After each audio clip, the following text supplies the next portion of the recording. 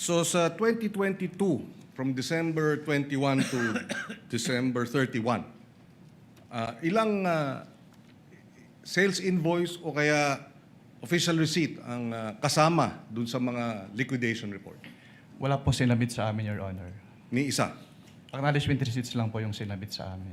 849 acknowledgement receipts, tama? Yes po, Your Honor. So, ni isa dun sa mga ginastos, walang official receipt at walang sales invoice.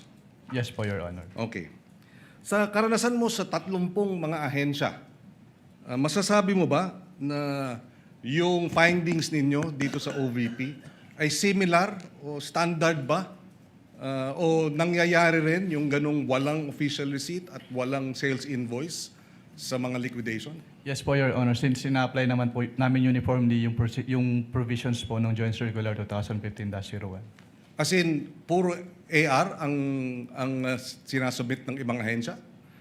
May mga agencies po na nagsasubmit naman ng OR po. So, sa experience mo dun sa December 21 to 31, masasabi mo bang standard practice yan ng iba pang mga ahensyang iyong na-audit?